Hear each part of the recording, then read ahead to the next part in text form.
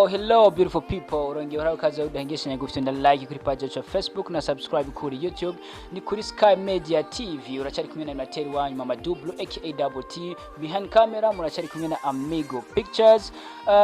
Nimwe ba boss bacu nk'ibisanzwe tuba dukora uko dushoboye kose kugira ngo tubagamburukire nkuko bisanzwe. Ikivugo cha 2021 ni gukorana n'abantu batigera badigadiga estoma, abantu novuga ko bajya umutamiro ukwiye. Uravye no ngaha ku ruhande yanje naho torinda kuvuga ngira wewe unamuravye biranaboneka n'umuntu novuga ngo ajya umutamiro ukwiye atigera dito. Ndabona n'amahereni umenga afise style ntayisanzwe mbona ayo mahereni vipi zayo naho cyubona nyene ubona tambere kandi abona kazinje naibe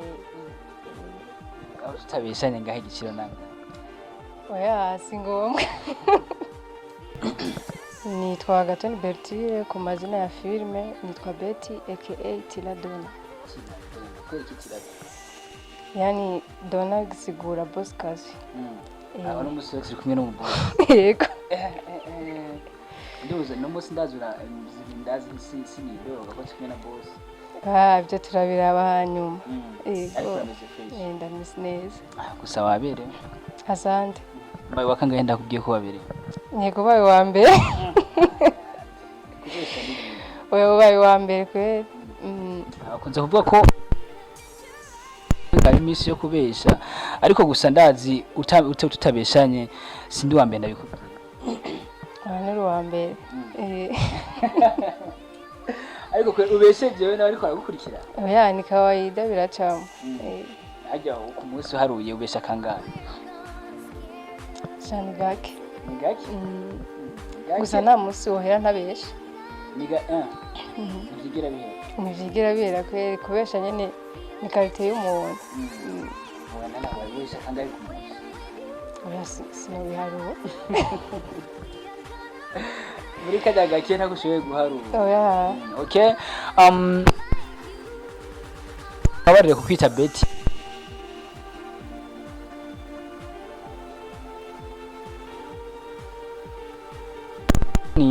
Uri mu bantu bakunze kuvuga ko uri mwiza n'umukobwa ufise amataye. Hari n'umuntu uri ariko agiye ati duhuye hajya ku muryango ndahaciye ndiko ndaza yacambye ati no umwana ngo yo kugwaza igikebo. Ibyo bintu hari ko benshi. Hari ahantu baze guca nyine bose bagahindukira bagusama. Oya ibyo sinje kurabana n'abantu. Nta munsi murahindukira ukabona umuntu agana ariko arakuraba. Oya. Gusa hari kom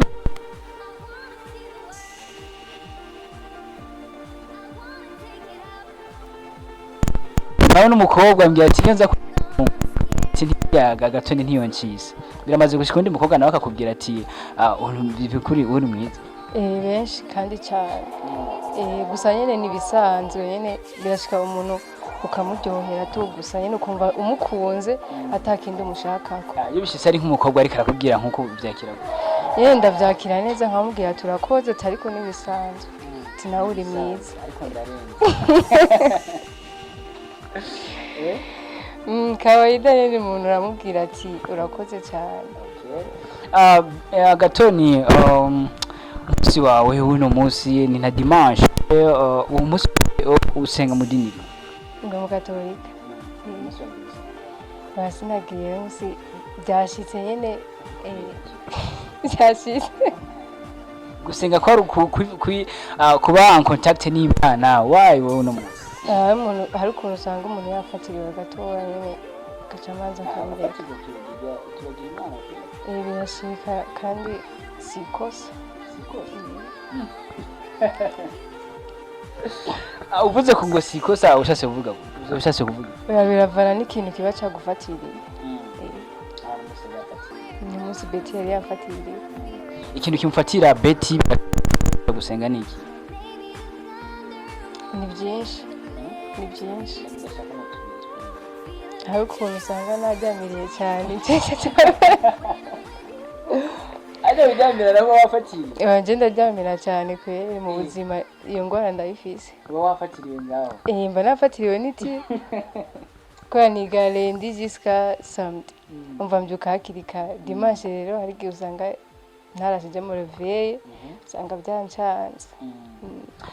Betty, bisa nkaho uri kuraba mw'imisi urikaba icyamamare mu mwuga wo gukina filme. Hajya gukina filme zari zo nzozi zawe? Yego, ariko sinarinzi ko nzobigeraho. Ikindi kintu utandukanije no gukina filme, ibindi bintu wiyumvamo nibi? Gukora nk'ibiki? Gukora nkanje sinomimenya kubera n'ivyo wabageti ibindi ndakeneye kwiga. Hajya biga mu kangahe? Mu wa gatatu. Mu wa gatatu ibiki scientifique. Mu wa gatatu uraheze umwaka? Ndaheza inshallah. Umwaka uraba diplome.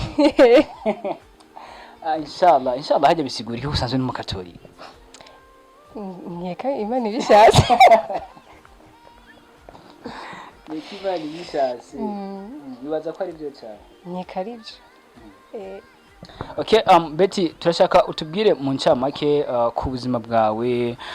Betty n'umukobwa w'aba famille yiwabo uruwa kangahe, iwanyu imeze gute? Jewe ndafise abavyeyi bose, papa na mama.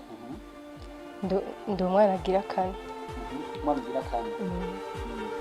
Muri famille yanyu murabana bangahe? Muhira tubana indwi. Abana indwi? Ariko ubu akane. Aje andi akaremba ko ndi hagati. Abakobwa ni bangahe, abahungu ni bangahe? Abakobwa batatu n'abahungu bane. Ni gatoni tugiye mu buzima bwa filme bisa nkaho nkuko nabitanguye ukora bicamamare uri kuraba message mu mwanya uri kurakira nikihe kizere ziko ziraguha muri kano kanya bivanye n'umwuga uri kurakora? Ikizere benshi bambwira ati courage urashoboye bizoza biraza buke nuko nyene kubera uko natanguye episode ya mbere gushika ku ya nyuma umva unabiravye siko na kimwe umva rero ndiko ndamerera ndiko ndaduga buke. Umugabo wa filme urashaka ko woshikana he nkawe ubwawe? Icyo nifuza nuko natwe twogira iyindi ntambwe duteye nk'abandi tugashika kure nyene tugasohoka mu makungu mu bya filme. Okay, dufatiye mu nkaho nk'umuntu ndazi ikisanzwe kirimwo haba hari nk'abantu bakwinspira nk'umuntu akwinspira ukunze kuraba mu akarakina filme nini mu Burundi cyangwa ahari ho? Mu Burundi wa mbere ni Jojo. Jojo nyene ndamukunda ngena Nkina. Okay, tugiye kure y'u Burundi ni ubundi ni Wema Sepetu. Okay, sene muri filme yakugoye bisa nkaho yuba yarakugoye gukina bivanye n'ukuntu na script yari yanditse yari yihe muri iyi filme uzonyituriye? Filme sene yangoye gukina niyo amigo novuga Junior rapfa. Yaraniye gukina kwe. Ikintu cyakugoye muri iki? Nene kuja kuraba umuntu ngo yapfuye kandi atapfuye urumva ko ikintu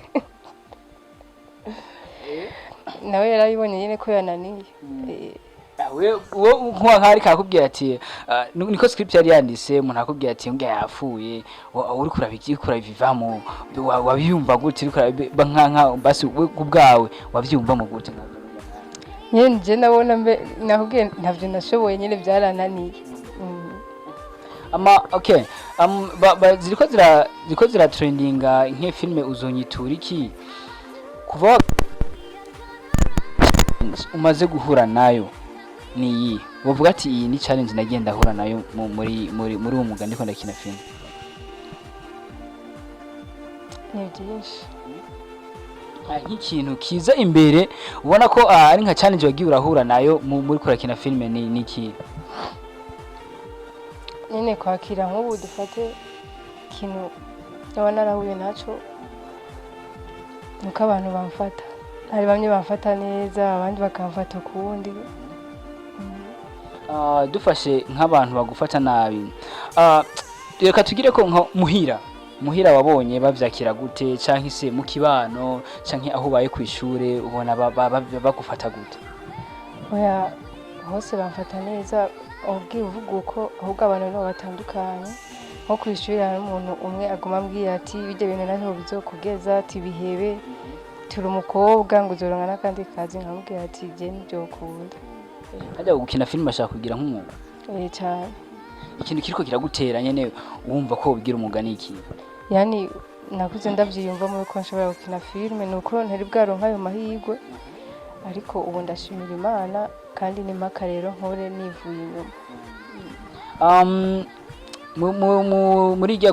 Muri groupe ya Sky Media ni naho umuntu maze kumva nk'agasokere maze kumva ko ari nkaho umuntu ufise umurava cyane haya bibikuza mu guti nyene kumva ko ari wowe buri punctuel gusumbya abandi bose. Tugusa ikintu cyiyumvamo n'impaka uvuga ati aka kazi ndiko ndagakora ndagakunze n'impaka rero ushire mu mwete udashize mu mwete ikintu kirapfa. Betty abagenzi udakunze kugira mu migenderanire yiwe n'abaye? Jewe yani nta n'abagenzi bifise benshi sindanabikunda kubera sindabikunda nyine. Impamvu ituma utabikunda nyine nta mpamvu ihari tugusa no kutabyiyumvamo. Urusaku bakuvuze ko kumva nyene ubayitushe nyene n'uruhe?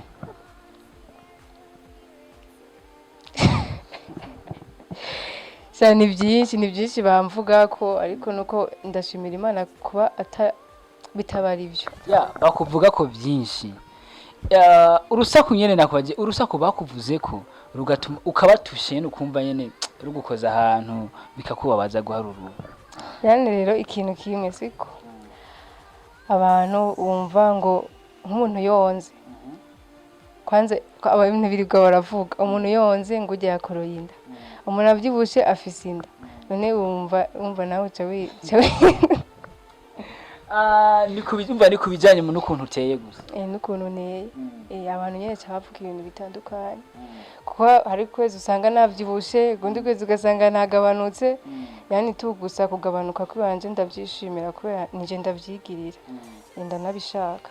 Kumbe rero nimenye biranashikanye ugasanga wawo uhapunguse windi mwanya ukaba wiyongeje aho cyenda vyumva kuvuga kuko ukoresha ibintu. Oya nta binini nkoresha yani niko meze mu buzima bw'iwanje nta binini nkoresha. Oya ibanga ryo kuba uri umuntu uvyibushe nirihe ryabiteye? Cyane narimwe naje ndabonye byiza nuko nyene. Okay, yo wumvishe nk'umuntu ariko aravuga ati ndashaka ndifuza kuba nkawe. We nk'ikintu umwishura ni iki? Je umva ni benshi bambira ngo bashaka ngo kubyibuha nkanje kubera urabona inda nayo ngira. Umva nkababwira ati jewe nta muti nigeze nkoresha ati nanjye nabyisanze muko umva rero biragoye gutahura. Tila muri ubu buzima tuko turabamo harabaho intego naka nkawe nk'iki wifuza kuba cyo mu buzima? Nabwiye akazi kanje nshaka gukora ni kuba umukinnyi wa filime w'icyamamare cyane akandi inyuma y'ibyo ndakeneye kuba umuzi ni turi kumwe na Betty umwigeme yabaryoheye muri filime uzonyituriki aranavyitwaramo neza. Uzonyituriki niyo filime novuga ngo iri kiravugwa cyane muri kiravugisha abantu benshi. We nkawe ku bwawe burya wari uziti nkora numva bambwira bati ngo hariya ngo ndafise umukobwa uzi ko hari abantu bamaze kunsaba utunimero twari ni kawaida birashika.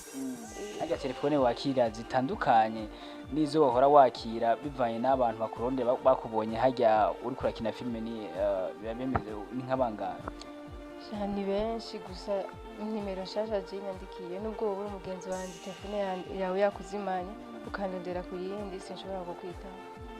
Hajya umuntu wa nyuma aheruka kubloka yari Shasi ndamuzi izina. Oya nyene nje nimero nazi ntera mbroka ndasoma message nkatera mbroka. Sigandi uvuga ati nubwishime utazi nakuronderera iki Bishime yani utamanje kunyibwira sindabikunda.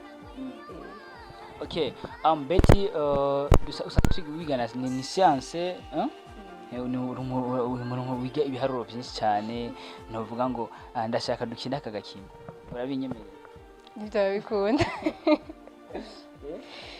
No ndabishoboye.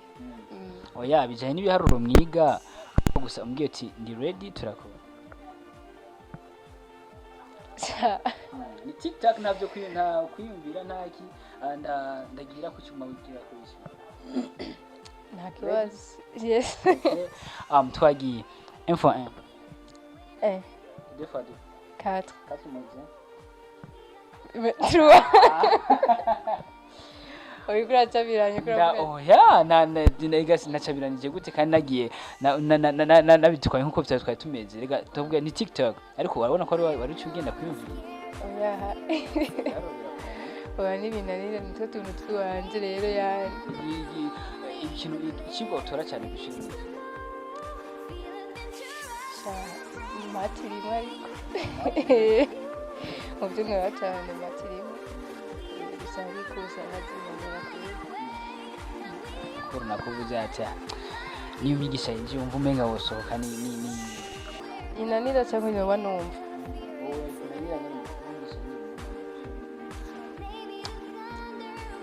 Sashimi. Sashimirananira kweli. Inyuma ya science yo kwiga scientifique beki tuzomara ikanyiga. Nkeneye kwiga kudizayininga impuzu z'abantu nyine nkakora impuzu z'iwanje nicyo nshaka. Muri icyo hari icyo uba umaze gukora kugira ngo ibyo bintu bime nka fondasiyo canke nk'integuro canke kuba uri kurabikurikirana muri uwo mwanya? Ibyo nzobyitaho nkiheza ishuri kubera ubu icyo mfata ndafata ikaye nkacapa impuzu numva inje mu mutwe. Ndagerageza bukebuke. Kanzana agakaramu mfashe. Ndagerageza ariko ikintu cyose kikuje mu mutwe ni maka. Akila urashobora kubwira akajambo kanyuma ku bakunzi bawe? Abakunzi ba Amigos Sky Media kwanza bwa mbere na mbere ndabashimira cyane ku rukundo munyereka no kubwitange munyereka no kuri courage mumpa. Rero ndabakunda yari Betty wanyu nkabashimiye na Mama Double ngaha turi kumwe nawe wakoze. Mureka twongere tunagushimira kuri kano kanya kuba wakwitavye muri kino murakoze cyane. Nibaze ko n'umunsi ndi munsi twotuma kuzoba. Yego nzoharenguka. Okay, yari animateur wanyu Mama Double nyuma ya kamera mari kumwe na Amigo Pictures ni kuri Sky Media. Industry dushigikira ibyacu kugira ngo bizodufashe gutera imbere. Nibagere gufenda like kuri page yacu ya Facebook na subscribe kuri YouTube kukandi kanya. Ciao ciao.